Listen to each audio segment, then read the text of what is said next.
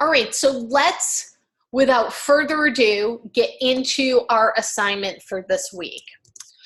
So during week 2, we're going to be doing photo retouching and restoration. So one disclaimer I want to say right from the beginning. Everybody does this differently. So the way that you see me doing photo retouching, it might be a little bit different than how you see Carly doing photo retouching in the pre-recorded videos versus how you might see them doing photo retouching on the lynda.com videos. There's no exact science or one way to do photo retouching. And sometimes I like to retouch a photo of my own, which I've done in the past when I've taught this class. But I think today what I'm going to do is I'm going to actually do one of the photos for your assignment. So at least, you know, you can try your best to work along with me with one of those photos. But I did want to bring up some examples that I have done in the past. I just need to go into the last few times that I have taught GES 104. So I've done this photo. This was when we were talking about, you know, fixing old photos. So this was a photo that I found in with my grandmother's stuff after she passed away. I actually don't know who this person is. I'm assuming she must have been on a date with somebody, or maybe it's like one of her siblings. I really don't know who this person is in this photo or where this giant elephant is, but I need to do more research. Every time I teach this class, I say that. But I started to work with this photo to do some of the healing in it, which you can see. You can kind of see it up here, where I started to take out some of the cracks. Although maybe it's this one? No. Oh, this was the original. Oh, all right. This was the original or the before, I believe. And then this was, I was going to say, this looks a lot better. But in a 2-hour class, I mean, you can see how much had to be taken out of this while I'm trying to explain it. There's a lot that goes into this. And then I had done one of these. Oh, these photos, but this is the one I'm going to work on today. I'm going to do the cat photo. I just feel like, oh, here's the original. So here was a picture of my mom.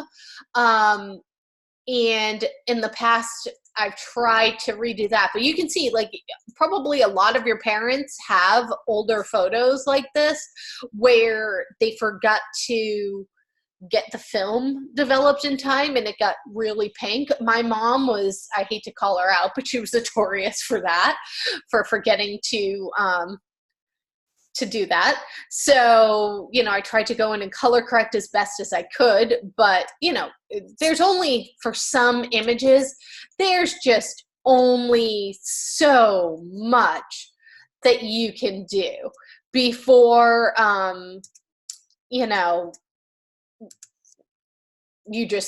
there's just nothing else that can be done with the photo.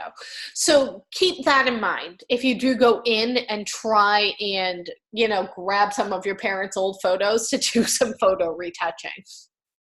All right, with that being said, as far as career relevancy, there's a huge career relevancy to this because photo retouching and restoration is a very popular entry-level task for graphic designers.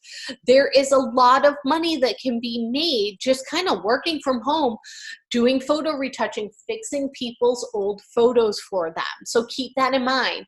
You know, you can do freelance retouching online. You can work for a company. My husband's first job was basically doing photo retouching. And knowing those retouching skills is a great way to get your foot in the door at a company. So, and again, you can just make a good living repairing people's old faded photos. So keep that in mind. This is a great skill to have in your toolbox. So there are two very popular types of photo retouching that clients hire graphic designers to do.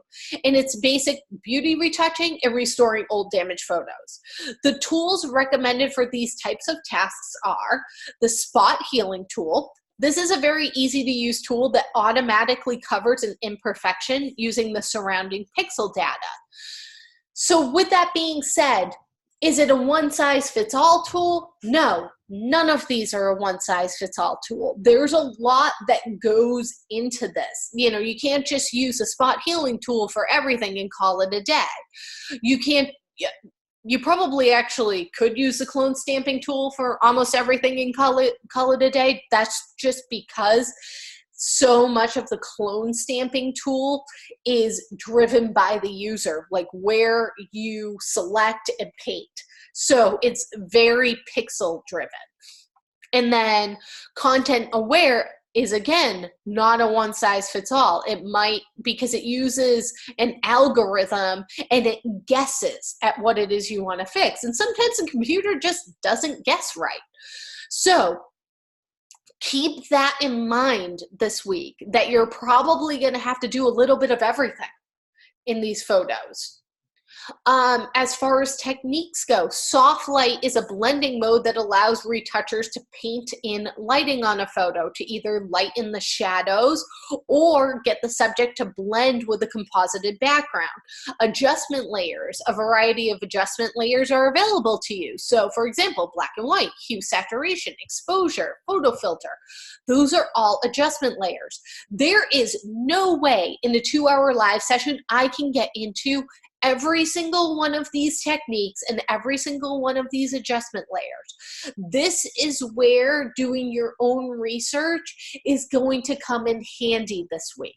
Like I said, you can kind of see what I'm doing, but every single photo in the world is different in the way that you're going to need to do the retouching on it. There's no standard one size fits all. So I just want to make you aware of that. And the more you do it, the better you will get at it, and the better you will be able to look at a photo and say, oh, you know what, on this one, I need to do this because I've run into this problem before. So here's what we're going to do for this week. You're going to download at least 2 of the 4 photos. So you are given 4 photos that you can pick from. Now, in my slides, I did say that if you would like, you can choose one of your own photos, okay? But you need to provide me the before and after, and it needs to be significant enough to require retouching, okay? So if you're not sure if it has enough in it to require retouching, email me first. That's all I'm asking, is send me your before photo before you do all of that work and I say that this isn't an appropriate image, all right? So we're going to use adjustment layers to adjust the exposure or the color of the photos. We're going to use spot healing to remove any blemishes we might see. We're going to use the clone stamp to remove blemishes that cannot be removed with spot healing. And then we're going to use at least one of the other tools or adjustments to complete the restoration. And it'll be different, for every single photo. Do not crop the photos. Do not distort the images. This is where people end up losing points, kind of messing things up. Make sure you read over the submission requirements for this week. You're going to save your first file as a PSD file. And remember, you need to save those PSD files and make sure everything has been saved before you save it as a JPEG. So we're giving you 2 different ways to name it this week. The PSD should be named with an A at the end. The JPEG should be named with a B at the end. You need to take a screenshot of your Photoshop workplace for your first image with all layers visible in the layers panel.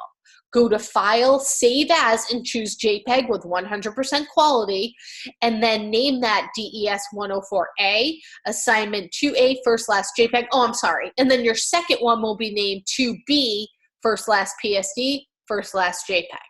So again, you need to show your workspace because you need to submit both the screenshot and the JPEG this week. But you need to keep that PSD file for yourself, because if you don't have the PSD file and I tell you, you know, what needs to be fixed to bring your grade up, you're not going to be able to get in and fix those things if you only have that flattened version.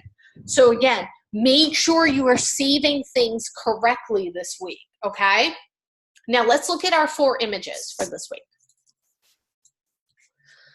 Just downloaded them.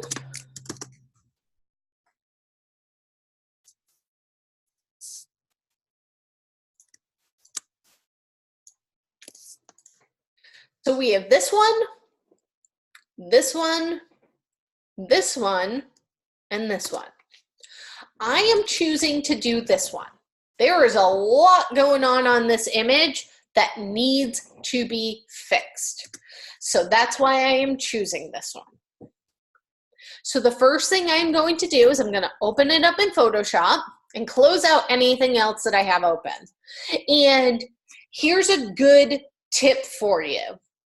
If you have not restarted your machine today or the day that you start working on this, before you get going with this at all, do yourself a favor and restart your computer, empty your trash, do all of those things, because this is going to take up a lot of your memory resources in Photoshop, all right, doing this. So make sure that you are, you know, starting out fresh with as much RAM and everything else that you need to get this done. Now, before I do anything, I'm going to change the naming convention to the PSD file, so that way I know that I have it saved and I can just hit save, because with this, you're going to want to save and save often so you don't lose what you're working on. So again, make sure that you change it to Photoshop in the drop down, and make sure you change first and last to at least your first initial and your last name, and hit save. Now, before I do anything, I like to leave my background layer exactly how it is. I like to have a version of the photo before I've made any changes whatsoever to it, just sitting in the background. So with your layers tablet or palette open, click on your background layer, and I want you to drag it on top of the new layer icon, which is that folded piece of paper right there, and make a copy of it, background copy, and then click on the eyeball and just turn off your background layer, so that way you don't accidentally work on that layer. And the reason why is once you start doing all of these different changes and things like that, it might be that, you know, something might have gotten messed up, and you can kind of refer back to the original, you know, by just doing this to see what it is that's wrong, and make sure that you're working on the correct one. You can even lock that layer if you want to. You can turn it on, double click on it, and then lock the layer, so that way you're not allowed to do anything. I mean, there's a lot of different ways that you can do this. All right, so I like to start out with, you know, kind of color correcting first, before I do fix any of the scratches. And you can see that this is a photo that somebody's pretty well mangled, right? So with my background copy, what I'm going to do is I am going to go to my adjustments tab, and I'm going to open this up.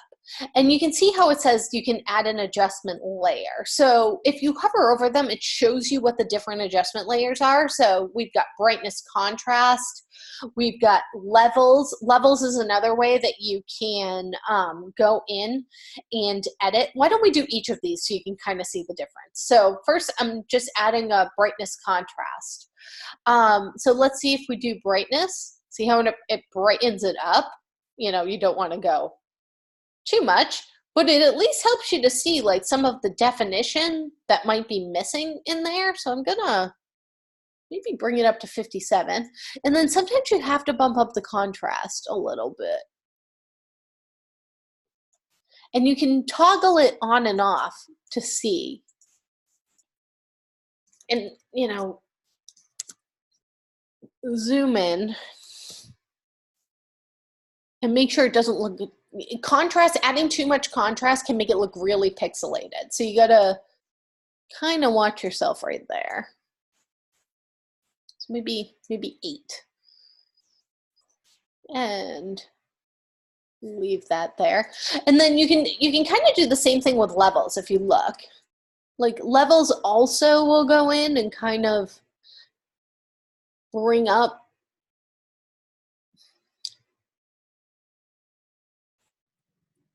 this. And you can get really crazy. You can get into, you know, lighter midtones levels. You can just go to the red and, you know, bring it up a little bit. That lightened it up a little bit. Enough to bring out a little bit of the detail in here, but I'm not 100% sold on this levels layer, so I might even, you know, mess with that a little bit. New exposure, we probably wouldn't need that. Vibrance, probably wouldn't need that. Hue saturation. Let's see.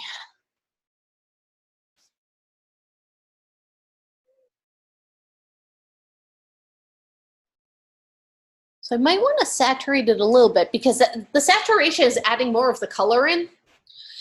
And, you know, this is an old photo and there's just a lot of black and white and grays in it. So I might want to just maybe warm it up a little.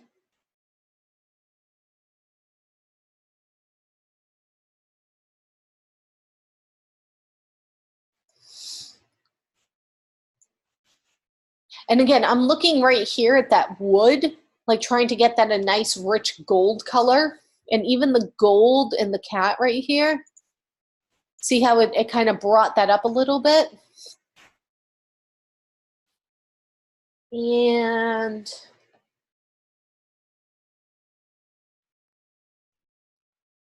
yeah, I think that that's good. And then I'm going to take these 3 and I'm going to put them into a group, and I'm just going to name them adjustments and leave them up there just so I don't accidentally work on them. Now the next thing I'm going to want to do, get my adjustments out of the way, is I like to kind of just work on specific areas all at once. All right, my keycaster was taking a minute. I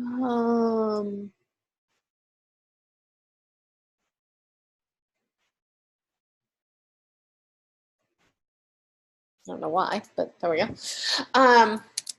Okay, now it's working. Wanted to make sure you could see my keycaster, see the keys I'm using. I like to you know, separate out different sections so that way when I'm using tools like the clone stamp tool, I don't accidentally clone outside of the area that I'm trying to clone. And one of the ways that, there's a couple of different ways that you can do this.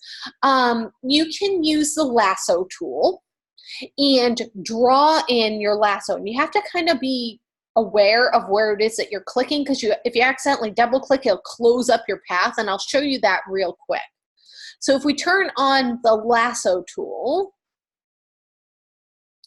the polygon lasso tool, you can see like if I can click and select and click. And if I accidentally double clicked, and see how it closes up the selection over here, and you can see that's definitely not where I wanted to select. So how I like to work, and again, this is personal preference, I like to work in this thing called Quick Mask. So Quick Mask is down here. Edit in Quick Mask. It's underneath your color blocks in your toolbar. You can hit the letter Q to bring up Quick Mask mode. And then if you turn on your paintbrush, you can paint the selection that you want to work in. So I'm going to just kind of zoom in here. And you'll notice when I zoomed in, see how it drew a marquee? Your zoom may not work that way because scrubby zoom may be turned on. Again, personal preference, I hate scrubby zoom. It drives me bananas. I just cannot figure it out. I would rather draw it into where I want to select. But again, that's just me trying to show you what it is, and those are spaces. That means I'm hitting the space bar. Where it is that I'm trying to, or how I have my tools set up, I should say. So I'm going to go to my brush tool, and I'm going to click and paint. And notice how it paints it red, even though this is set to black, 100% black. The reason why is that I'm actually painting a selection. And if I hold down Shift from one end of my paint brush to the other, see how it draws a nice straight line? I can actually use my paintbrush as a way to make a line and make a selection, because anything I paint is going to be selected. So again, this is just how I like to work. Some people find it a little odd to work that way, which is fine. And I'm just going to focus right now on the windowsill and the window frame that the cat's sitting in. So I don't want to accidentally, clone outside of this area, because I'm probably going to be using a lot of the clone tool. So again, I'm just holding down Shift and working my way around. So I can get right up to the edge of the four corners here. And then I'm just going to zoom out a little bit. And then with my magic wand tool, I'm going to select inside of the red, just like that. And I want to go up to Select, Modify. And I want to expand this selection, and you'll see why. Let me cancel out that first, so I can show you why I'm expanding. So see how when I went in with my magic wand tool, if we really get in, let me turn off the extras. Apparently it's gonna force me to show the extras. It doesn't get right to the edge of each of those pixels. So right here wasn't selected, and right here it's kind of ghosted. That means it's not a nice sharp selection. So I want to go to Select, Modify, Expand, and I probably want to expand it by at least like 6 pixels. So now I know that I can, when I go to Edit, Fill, I'm just going to fill it with black or my foreground color, either one. I have that nice and selected. And then I'm going to zoom in right where those edges were, and I want to see, I'm just missing right there, so I got to paint it in.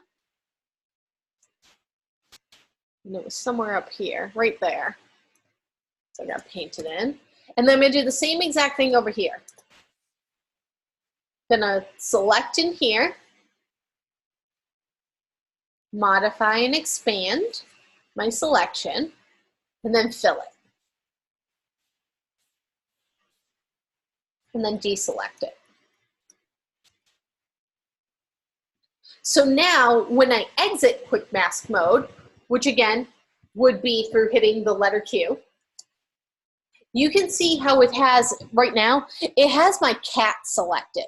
Because what it technically does is it says, oh, this is the part you painted is the part you don't want to select. And that's kind of weird. So all I have to do is go to Select, and I want to just inverse that selection.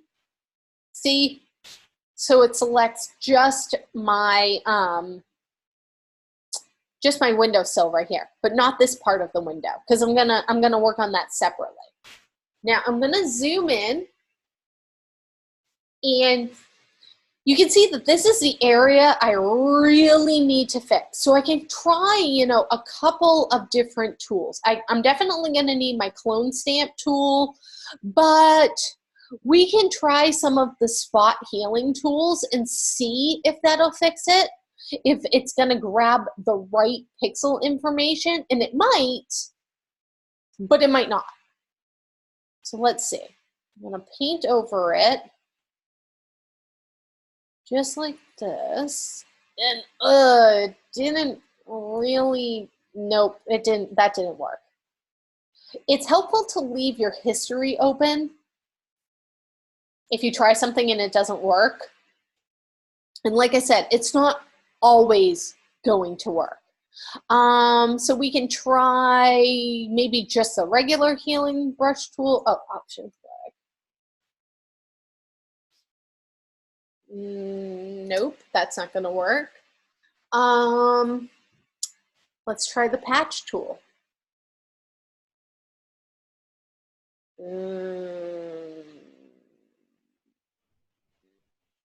No.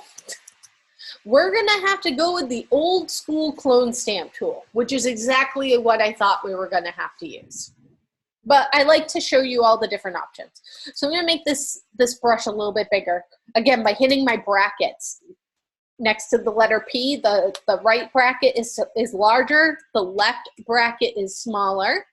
And you'll notice up here on my brush, I have the hardness set to about 30%.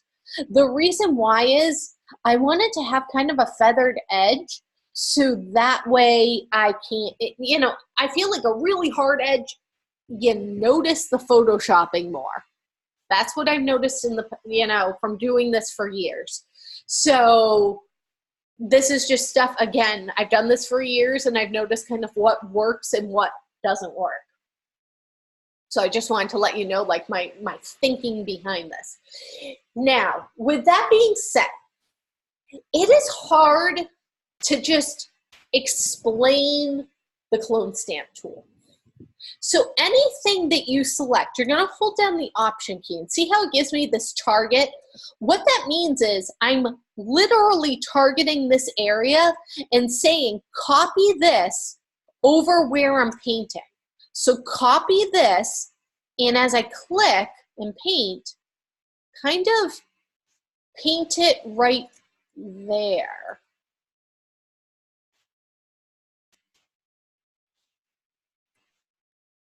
And you can see how it kind of gives you a preview of what's going on.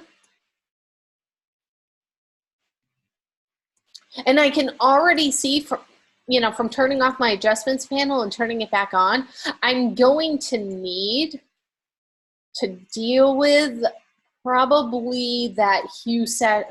Oh, maybe not. Maybe it's my levels. My levels are just a little bit too high. I'm going to turn off that levels. That was the one I was like, I don't know.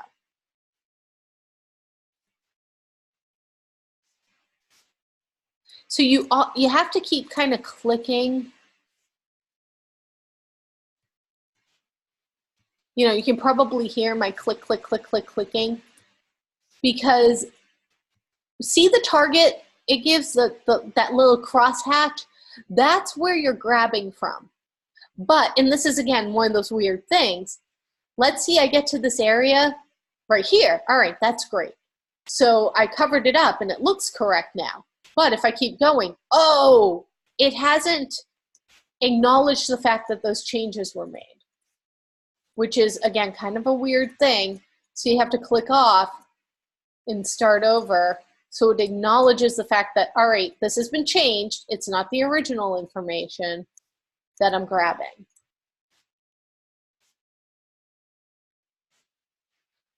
And I find for this one, kind of going down lower, you want to try to make it look as realistic as possible.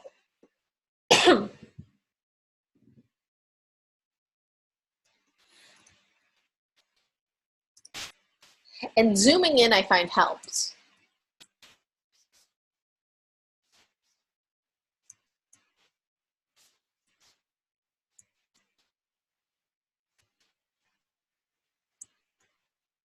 So again, I'm trying to pay attention to going down from where that wood is, following like the grain of the wood.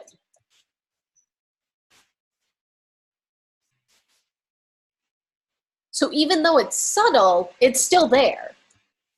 You know, I don't want to start over here and do this whole area over here, because I'm trying to also make sure that I'm matching, you know, the light that's coming in, things like that. I'm just gonna kind of get rid of.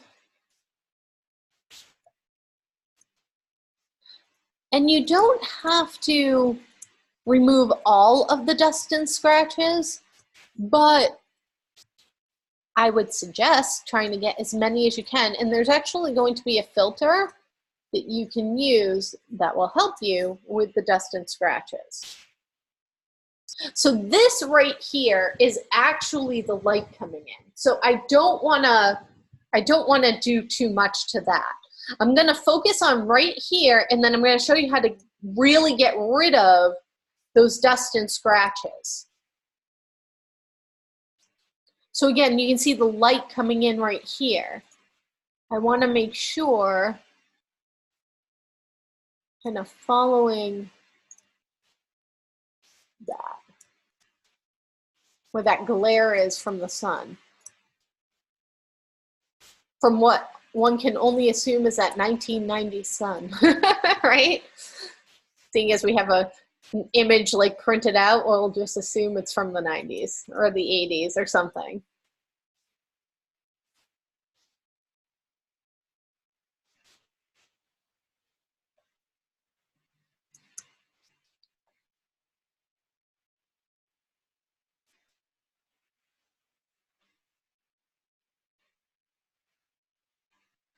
Okay.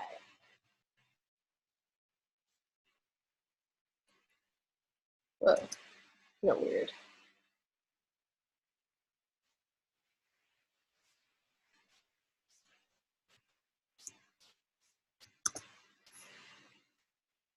All right, let's see. Now, as far as dust and scratches, there's actually a filter that's called dust and scratches. So if you go down to, where are you? Here you go, noise and dust and scratches, and click preview, you can watch what's going to happen in this area. So it kind of removes some of the dust and scratches for you.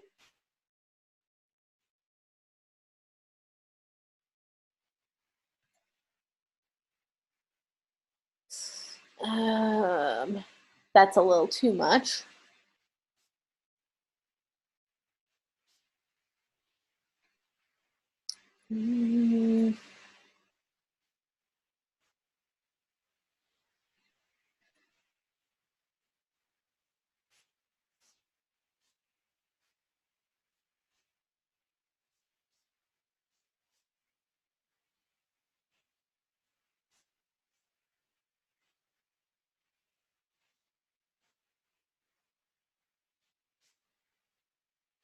See, I'm watching right here, something weird's happening. I think I might have gotten it where I want it. Okay.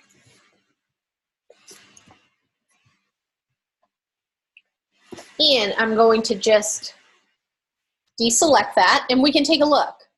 See, we've already done this area. Looks much better.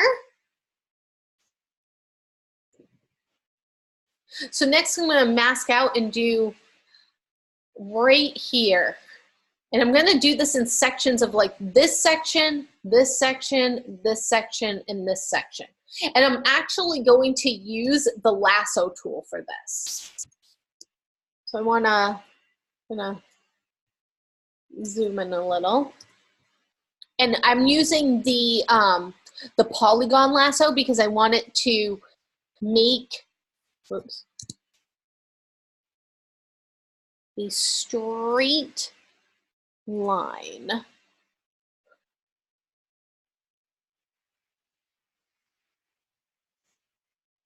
and close it.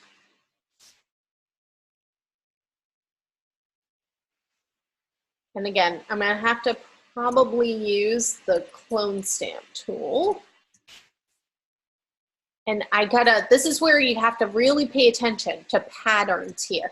See how there's like a line here that follows down and then a line here? There's grooves. You need to watch those grooves. So I'm going to actually expand my brush to a little bit more than the width of my selection. And I'm going to select as close to the center as I can and see how it gives me that preview. I'm going to click and hold down Shift. I'm not happy with this brush. I don't know what is going on here. Soft.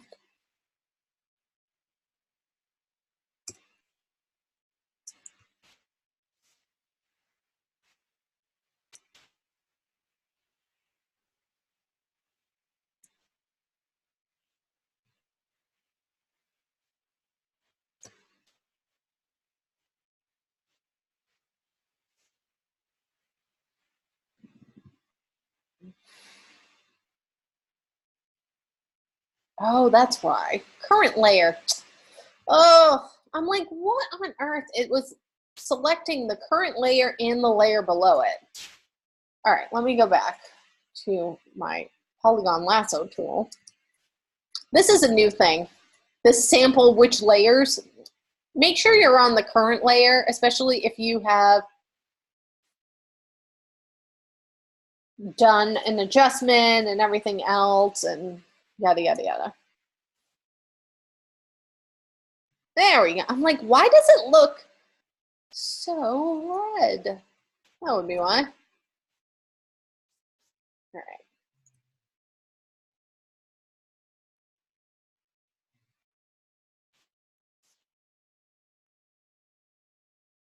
Yeah, and I'm trying to make sure that I'm following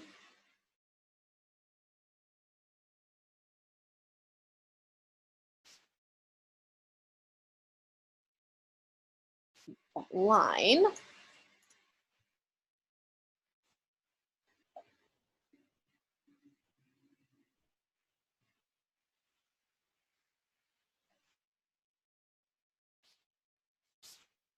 And this is usually where people can tell if you Photoshop something.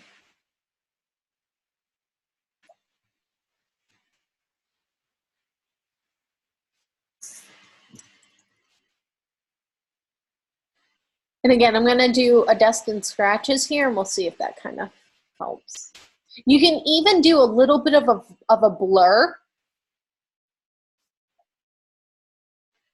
Not too much, but just like a smidge of a blur.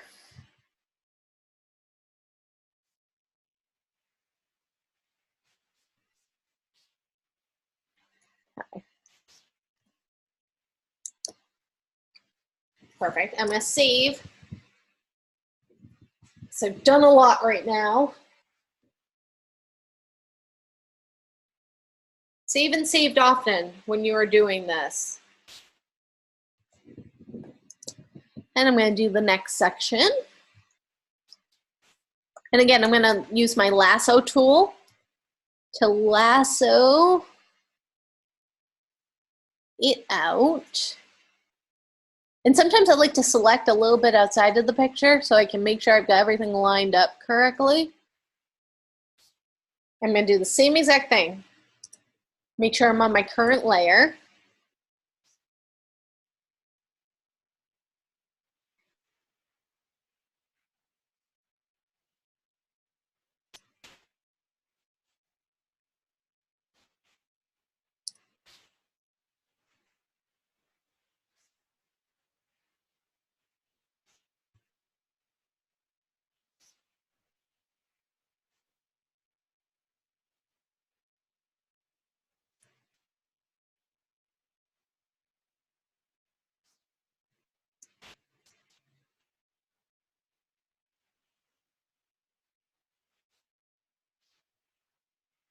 And sometimes it's going to require you to go into your history, and if you're like, that just doesn't look right,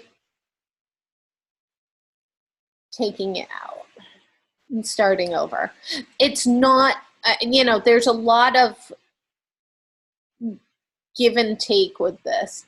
And if sometimes I do like to also bring the opacity of the tool down, you know, if I'm having a little bit of difficulty getting it right, because maybe a couple of passes at it is the better way to go about it. Like right there, that looks a little bit better.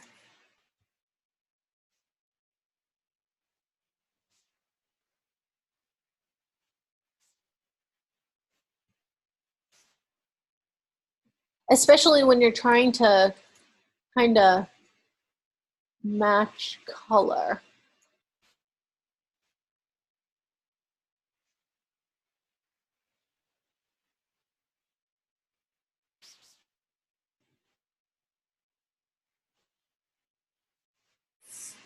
All right, and again, I'm gonna do a dust and scratches first and then a blur.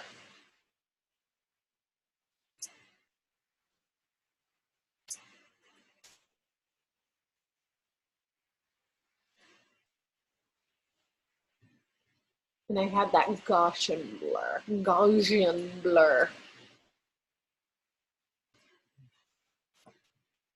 And again, we can kind of double check it. It's coming along. Let's do the next one.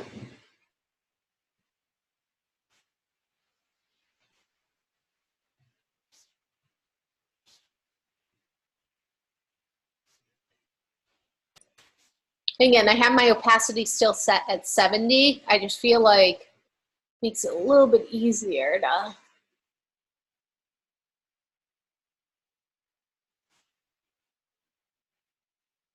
get in there and do this.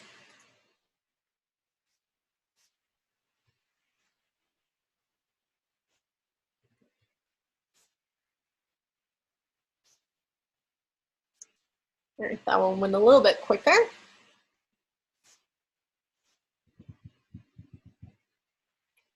It's a little too much. Filter.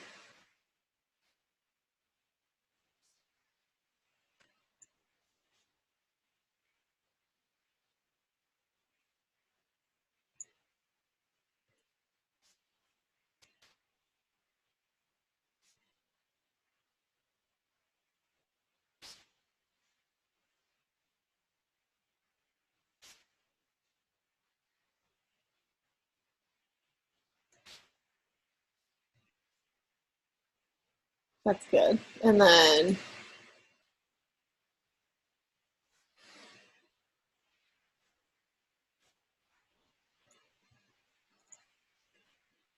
where it's a little bit better, a little bit more realistic. And my last section.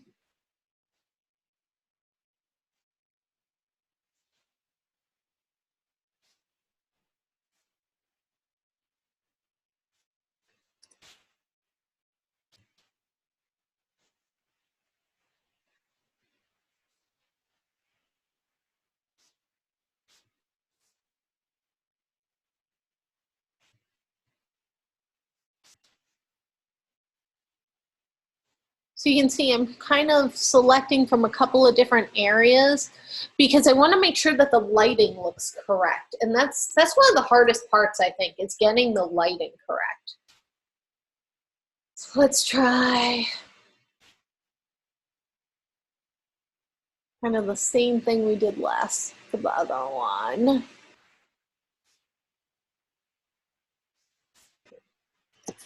And again, I always like to double check it against the original, make sure it looks better, that we're not making it worse, right? All right. So next I'm gonna focus on this area right in here and then this area right in here, which a lot of people do miss. So I'm gonna select this out. Again, I'm gonna use the lasso tool. I'm just gonna select this part of window right here, and I don't know where my original one is, so you can just kind of click, zoom in. And this one, the spot healing might work on this one a little bit better. Yeah, this one, the spot healing works a little bit better at least.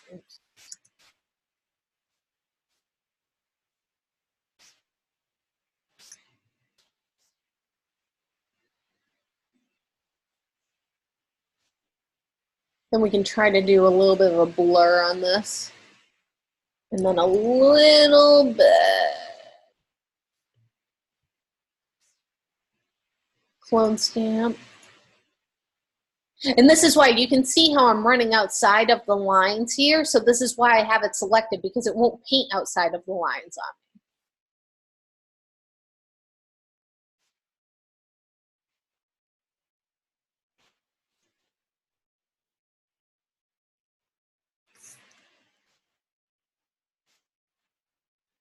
Much better. And then I'm going to deal with this right here.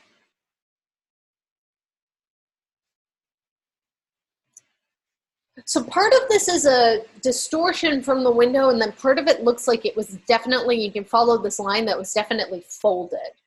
So let's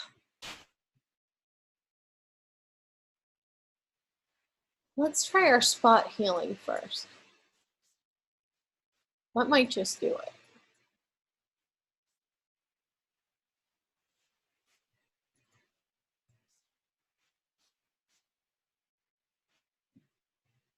Just enough, right?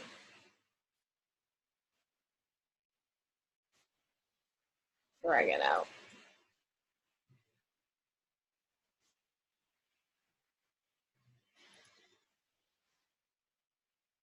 Right here. Right here. Get rid of that dot right there. All right, next, while we're on the spot healing tool, let's see if it fixes this part.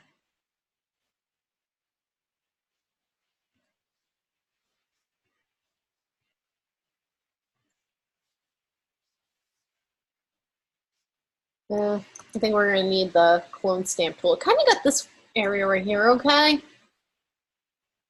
But I think we're going to need the clone stamp tool. So let's lasso this out.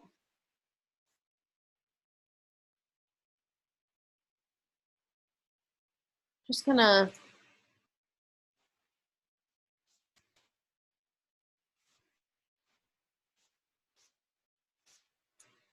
so I'm really focusing on right there.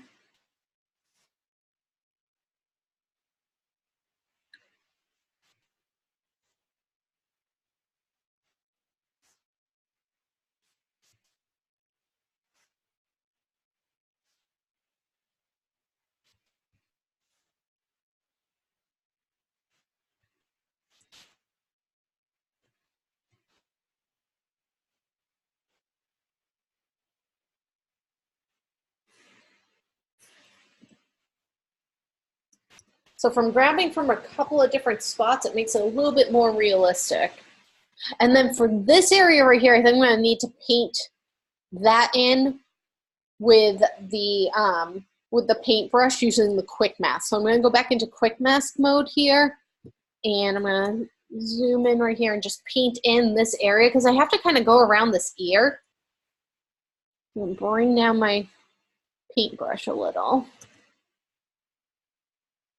Select, I'm holding shift to get that nice line right there, and then holding shift to get this line, and then bring it up to here, and then I'm going to manually just kind of go around that ear right here.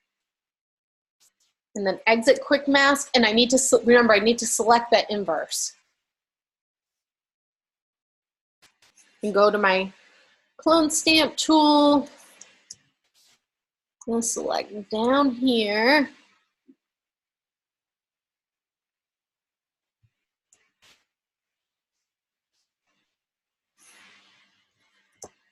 Ooh, that can look good. Right? Look at that.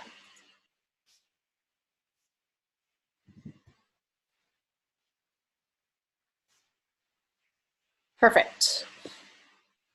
All right, so with our healing tool, let's see how far we can get with our healing tool with the cat. So let's try in here. I'm gonna just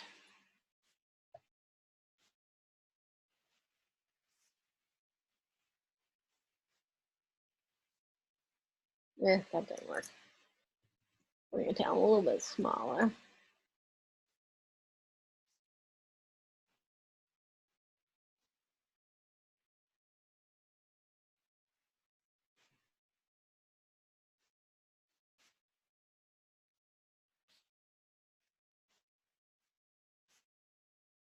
We're getting a little bit further than I thought we would.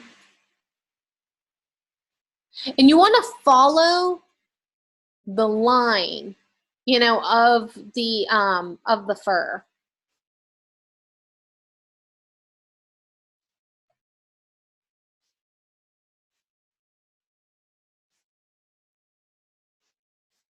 So it works really well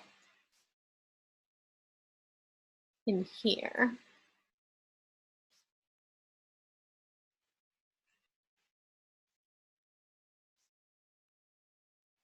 So make my brush a little bit bigger.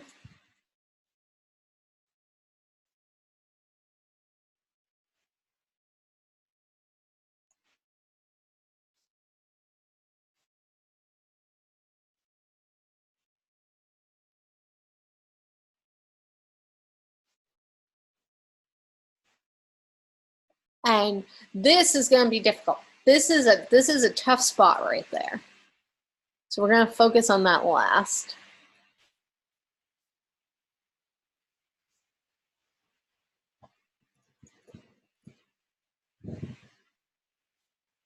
We're just going to assume, I guess, that he has another eye over here. I mean, if you really wanted to get crazy, we could give him another eye. I'm going to show you how to do that. We go to Quick Mask and we paint. Let's just kind of paint this eye here. And then exit, select our inverse. And if we copy and then paste, and then we're on this layer, do an edit transform, and we would want to flip it horizontal. We can kind of, and then we would need to transform it again. This is a free transform. Kind of bring it down and scale it down. Try to make sure it's going in the same direction. Even skew it a little bit. I'm holding down the Apple key. Just kind of pulling it to skew it. We could add an eye right there, and then what I would probably do is change it from normal to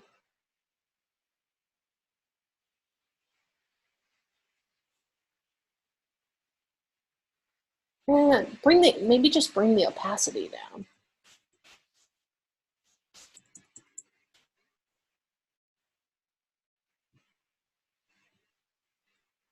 Maybe to 50%, 49%, yeah. And then go in and just get out that light right there with the clone stamp tool.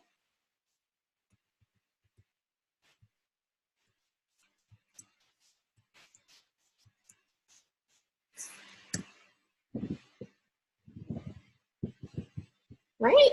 Yeah, a little bit. And probably even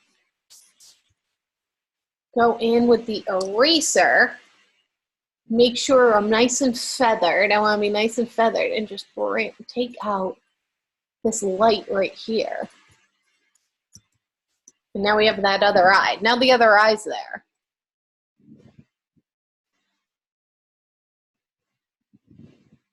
There we go.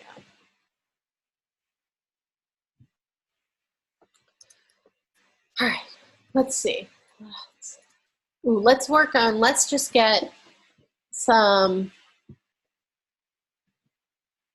dust and scratches maybe to see if we can get this fur taken care of. So I'm gonna enter quick mask mode again, make sure I'm on the right layer, on my background layer. And I'm gonna select some of this fur here.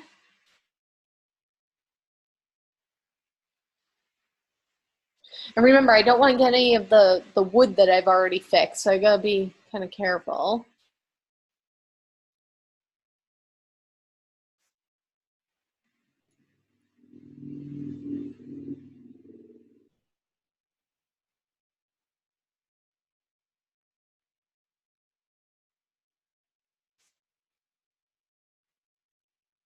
All right, and up here too. Let's try to see if we can't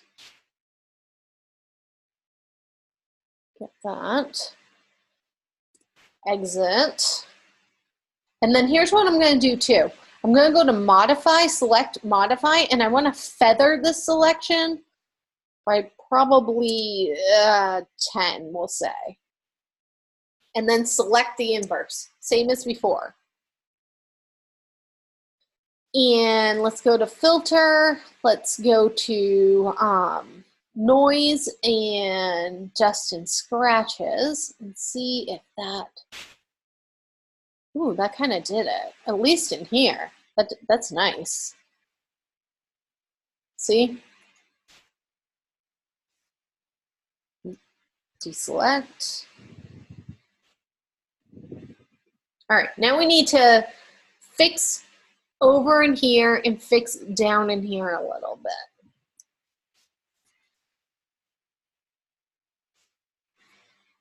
So I'm gonna need the clone stamp tool for this one. There's no way around it. And, oh, whoops, wrong layer. Here we go. What happened here? How'd this get back? What on earth just happened? There we go. Whoa, that was weird. If something weird happens, go back to your history and go back to the last thing that you saw was right. All right, so with the clone stamp tool, here we go. Let's fix right in here. And I'm just gonna work my way down and then work my way up to the middle. And I'm gonna, I have my brush set at probably like 8 or 9 right now.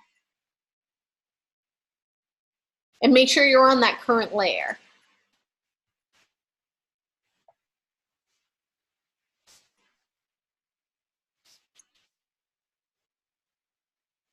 Set the opacity back to 100. I was like, why can't I see what I'm doing?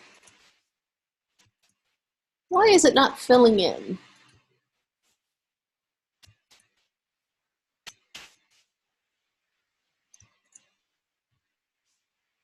Some people don't like doing Photoshop work like this. To me, this is just very therapeutic. I don't know why, but it kind of is. Like sitting here and Photoshopping like this, it's just, I don't know. There's something really therapeutic about it. So therefore, I like it.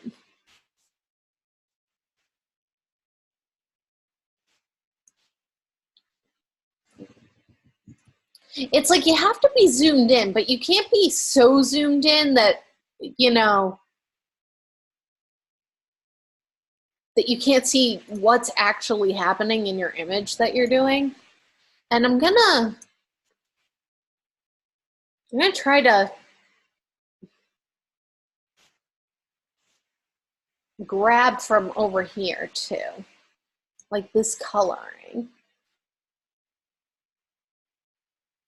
Yeah, might be easier for me to try to grab his whole ear. Hold on, let's see if I can get that to work. Let's grab his whole ear. So again, back into quick mask. Why? Oh, on the wrong tool. I'm like, what on earth?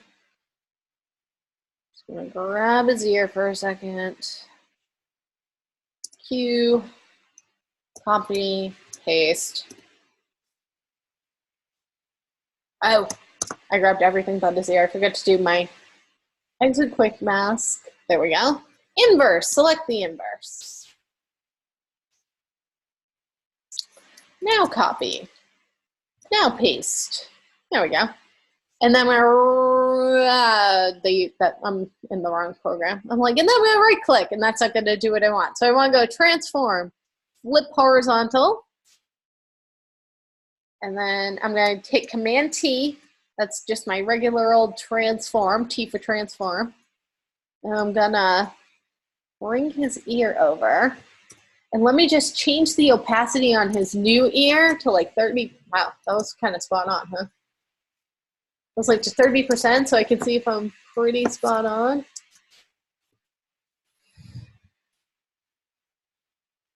Kind of close, huh? I'm gonna drop his new ear on. I'm gonna change the opacity back to 100. And just start to erase out around the white areas. Let's see. Let's see if I can't just use that new ear. Might be easier than fixing the old one.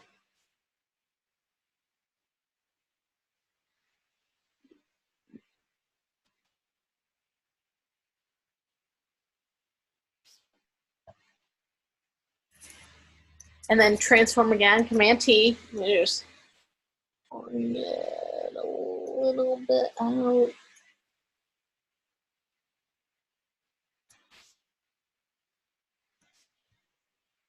Holding down the Apple key while you're doing this, see how it gives me like the skewing option? Sometimes you have to just kind of skew things a little bit. Right? And then I'm gonna go in on the, I'm back to my background layer. So this one was my eye, I need to name them. And this one is my ear. And I'm back on my background copy. And back to my clone stamp tool. And I'm just gonna try to move a little bit.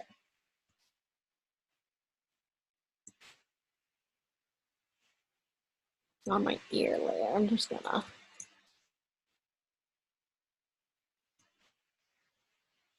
Actually works because of the way the light was hitting it.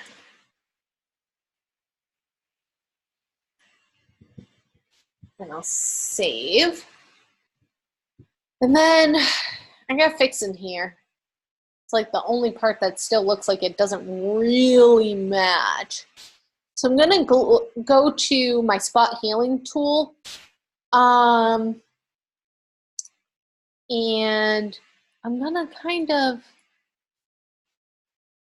draw some wispiness in. See? Whoops. That was not good. I'm gonna fix right here. Clone stamp tool. There that.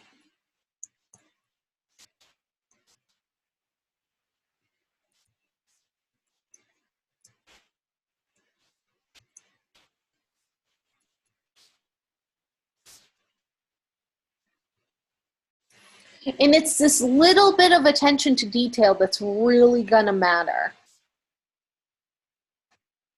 So where did I start clone stamping?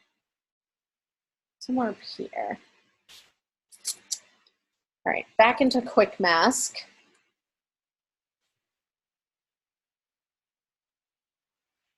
Just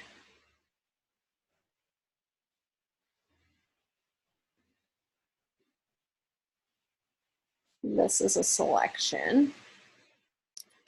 Then hold on, get my windowsill out of there.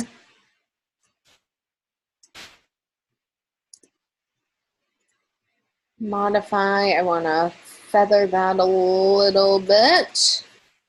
Select the inverse, there you are. And dust and scratches.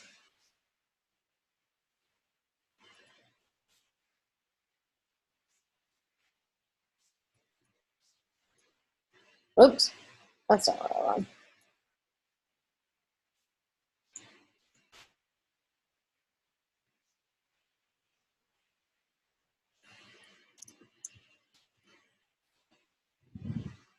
there's something about this that I'm not really happy with, so I need to fix this. Let's see. I mean, granted, oh, no wonder why. So I was on the wrong layer. I painted this onto the ear layer. That's okay then. That means I can erase it off of the ear layer and kind of start over. So it's almost not the world's worst thing. I screwed that up. It's just, that just needs to be fixed.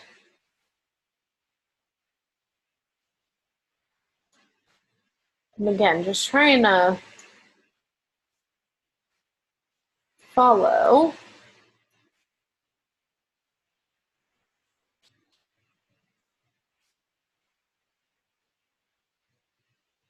Oh, sample all layers. I don't want you to sample all layers.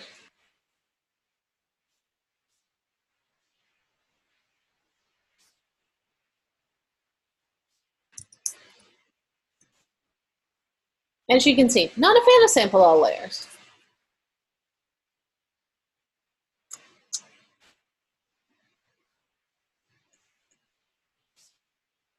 I mean, it looks a lot better, obviously, than it did. I don't know if I'll ever get it perfect, but let's change this opacity to like 20% and see if we can't bring some of this down.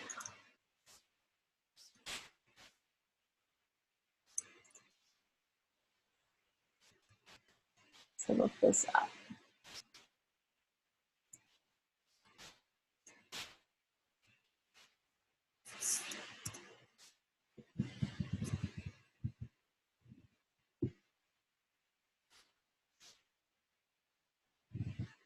All right, I think it looks a lot better. So let's save it. All right, so I have my PSD file saved.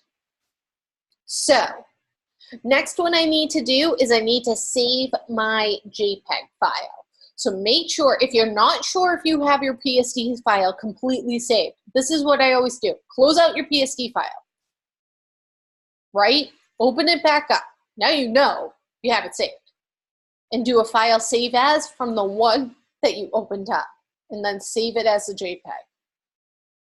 If you've accidentally changed the quality to 12, if you have ever accidentally saved your JPEG without, saving your PSD, like that's the last time you'll do that if you have to redo something big. All right. So I have all of my layers open. Let me open up my adjustment layers. Bring your layers panel over to the side and make sure you have everything open, all right? And bring your image over to the side. We're gonna do a screenshot. If you are on a Mac, it's Command-Shift-4 and just click and drag. Or you can do Command-Shift-5 and then extend it if you need to. Or you can just do the option. I think it has a whole screen option. Entire screen. There you go. And then click capture. Boom. Done. So that is what you are going to submit for this week. The screenshot and the JPEG. So find your screenshot, or if you haven't set it to go somewhere else, it saves it to your desktop. Double check that everything's in there. Bring that over. Submit that with your JPEG. Close out your PSD file. I didn't do any changes to my PSD file, so I'm going to hit don't save. All right, we still have a half hour. So why not let's do this one. This is another tough one. Right here is what's tough about this one. So this one I'm going to, you can kind of just watch. You can see what I'm selecting by watching the keycaster. And you can also see what I'll try to tell you, but I'm going to work a little bit faster on this one because we only have a half hour. So I'm going to make my copy like I did last time. And first thing I'm going to do is I am going to add, I'm going to look at my adjustment layers. So let me drag my layers palette back over in here. And for this one, I might, honestly, I could probably use curves to fix it. So curves are a little weird. See how if you pull up on the RGB, it lightens it. If you pull down, it darkens it. It does the exact opposite on the CMYK. But the good thing about curves is you can get into the red curve. You can get into the green curve. Like I need to take some of the red out, as you can see. Probably put a little bit of green in. Pull down right here to even it out. Curves takes some getting used to if you have never worked in them before. It's very easy for people to end up with a really blue face or a really red face.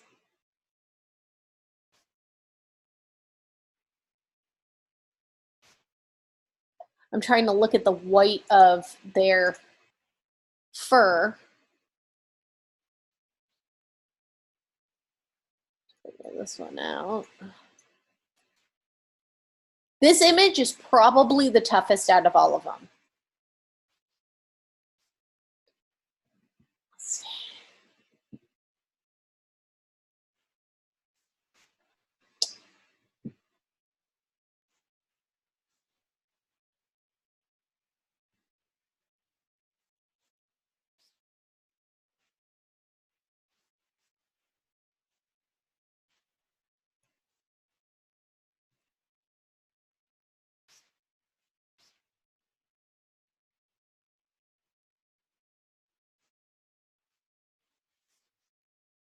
You want to watch your whites and see what's happening with your whites while you're doing this, because if they start to get too tinted, it's kind of how you know.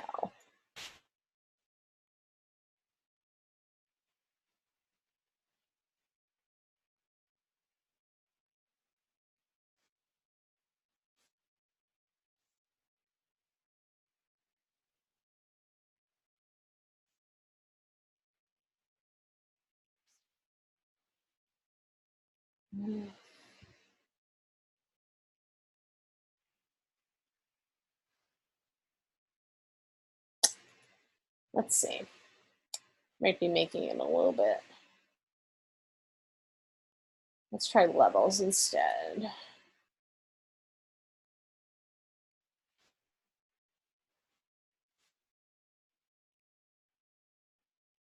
And again, I'm individually in the red, the green, and the blue. I actually, the funny thing is I color correct better in CMYK than I do in RGB, even though you're supposed to color correct in RGB.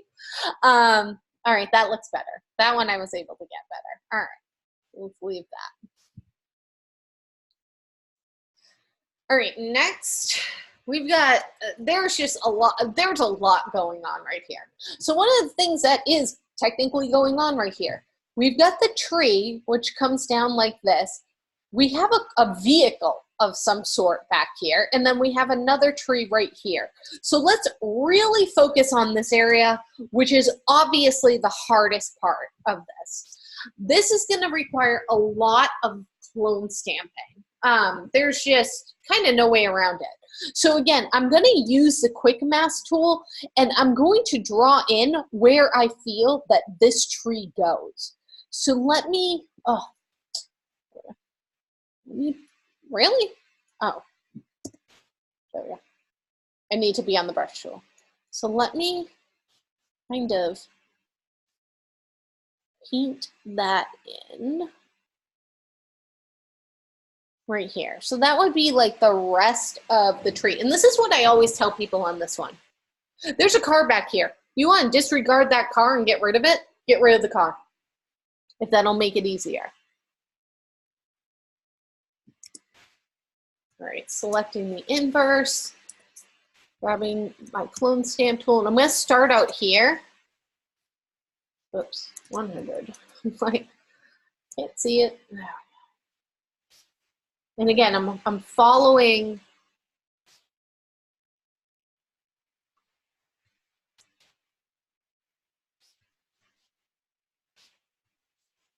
I don't know if you can hear it, but my computer, remember how I said make sure you restart before you really get into this. My computer sounds like it's about to take off right now.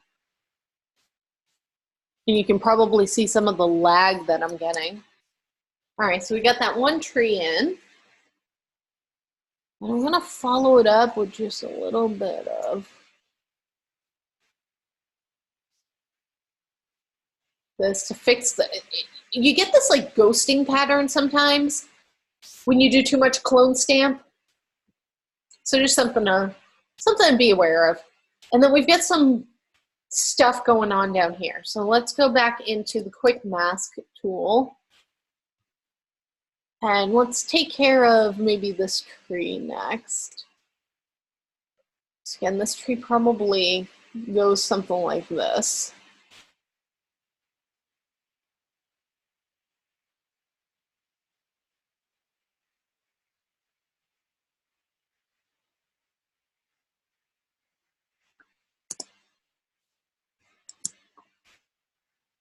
And let's see.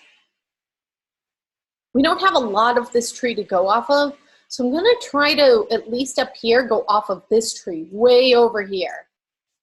So I'm gonna hit my Option key over here. Right up. I don't wanna go over the roof though.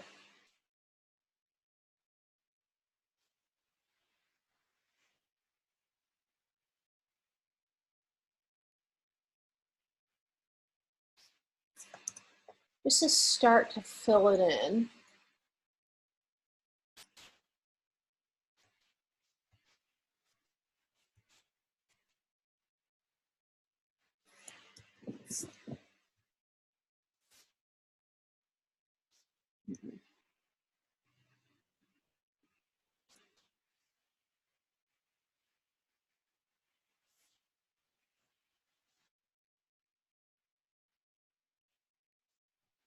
And again, there's just not a whole lot of information here. So we kind of have to guess, make it up as we go.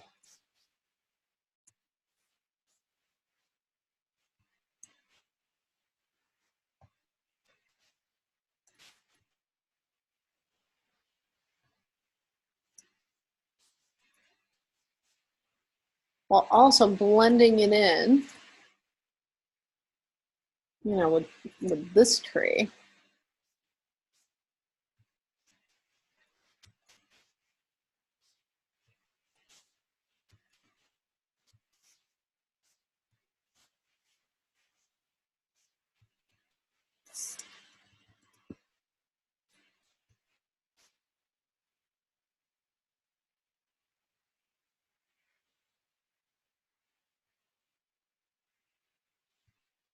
Let's see if we can't. It's always the end that's difficult, right? Like, finishing the tree off.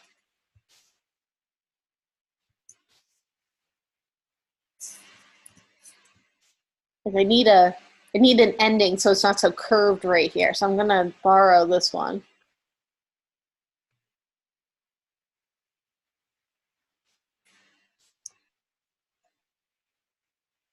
And then try to go around it. Bringing down my brush size, go around it with this.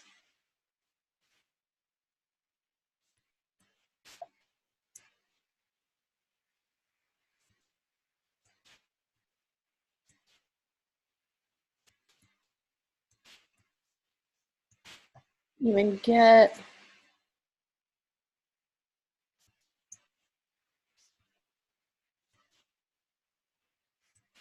really getting in there.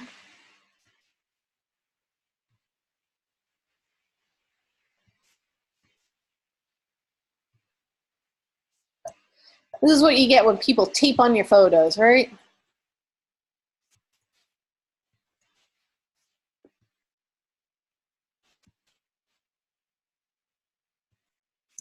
maybe add in some of this information over in here to get rid of that car. Because like I was saying, you can get rid of the car. I don't mind. You can't even see the rest of it.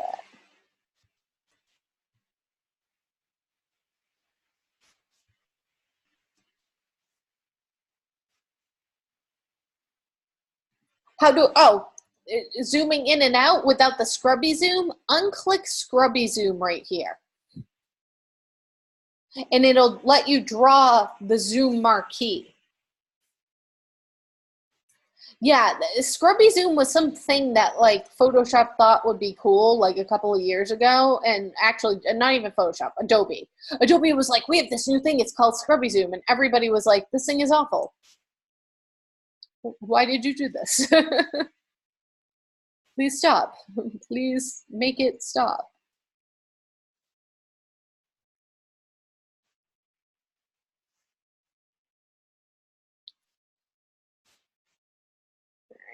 Just gotta get rid of all of this like white space here. Let's fill it in with some trees. Because we can guess that's probably what's going on back here is another forest.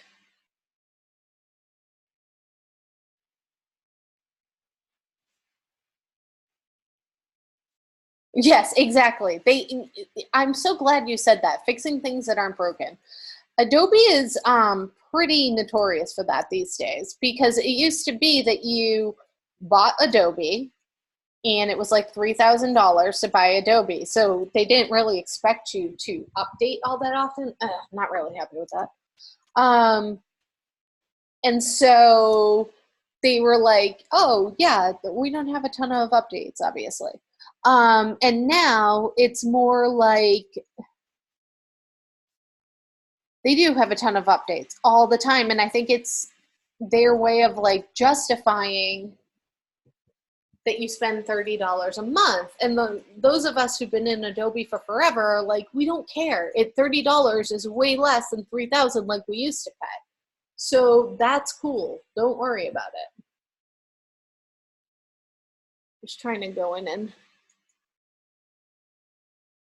the spot healing's definitely fixing at least these little things. That kind of fixed in here a little. Zoom out. All right. I mean, it's not the best, but for, you know, a quick and dirty fix, I think that that'll work.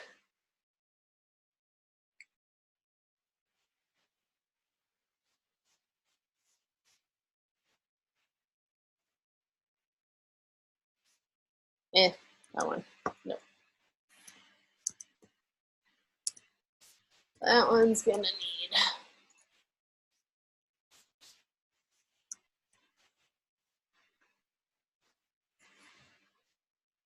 I forget what the spot healing tool of what the quick key is for it.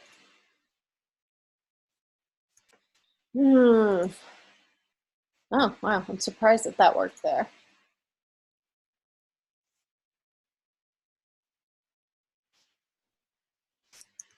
That one needed clone stamp.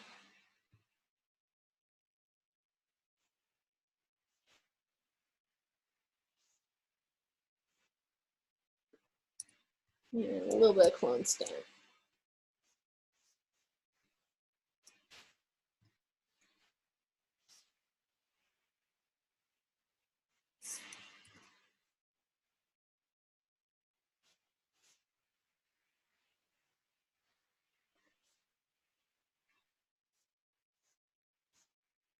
I'm still just not 100% happy with what's going on in here.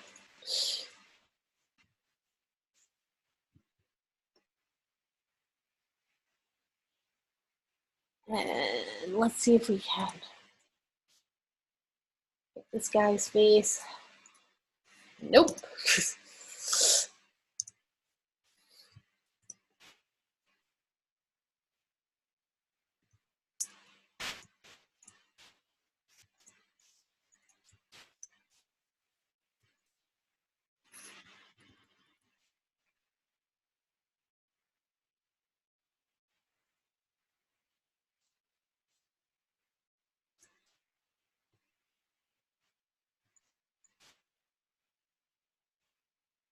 Oh.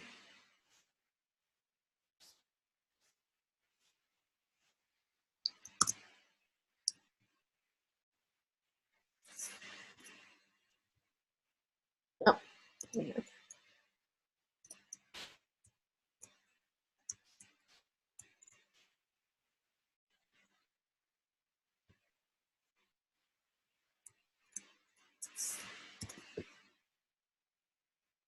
All right, so is this perfect right now? No, but it's getting there. We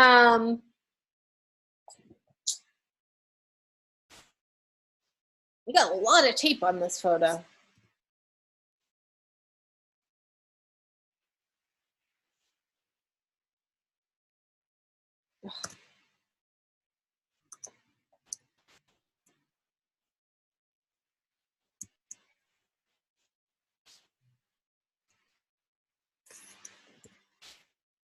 I'm not happy with how that just happened.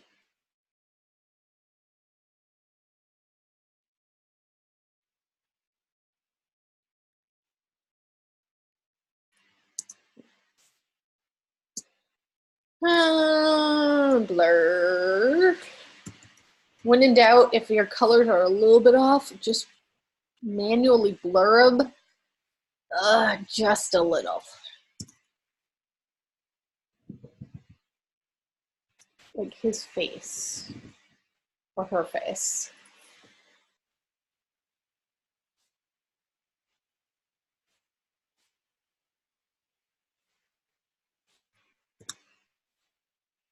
A little bit better.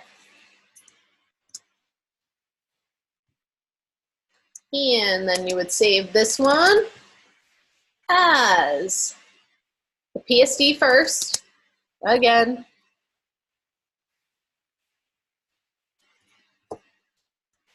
And this is your B. This would be your B.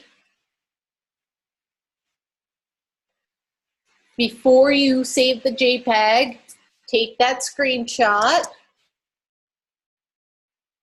entire screen,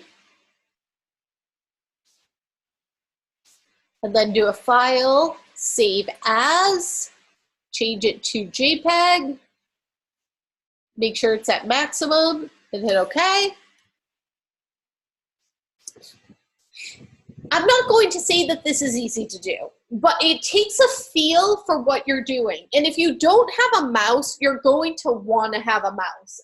So I would go out and, I mean, even a cheap mouse from Walmart or from Target, you know, for this week, you know, just depending on the computer you have and the type of USB connection that you have. You definitely need to get a mouse because it's a lot to do with just a trackpad if you only have a trackpad. Yeah, trying to Photoshop with a trackpad is no bueno. I cannot do that, and I have been doing this for 20 years. So with that being said, you need to have a mouse. You just do. So what you'll do afterwards is make sure that you upload both of your files. So go to submit assignment, and you're going to need to say, you're going to need to hit add another file 3 times so you have 4 choices. And again, bring your screenshots over into your assignment folder so you have everything together.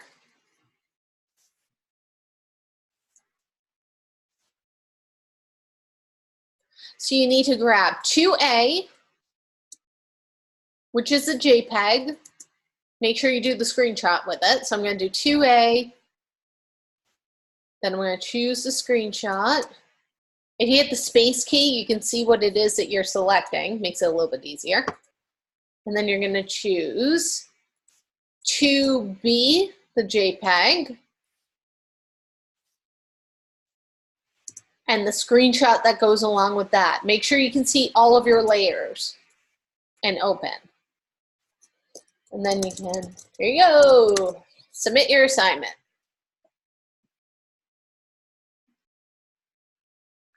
All right, so I know that this is a lot. Get started on this earlier rather than later.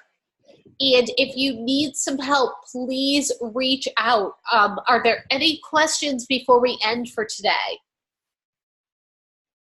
And again, the pre-recorded lecture goes over your assessment. All right, great.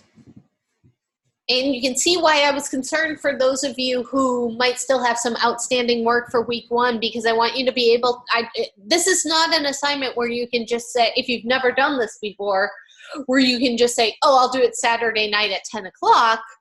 You know, you saw,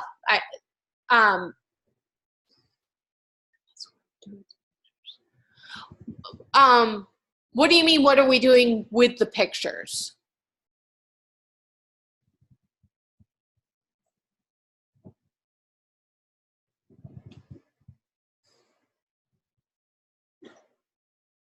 Yes, yes, you're retouching them. Yes, you're retouching them. Yep.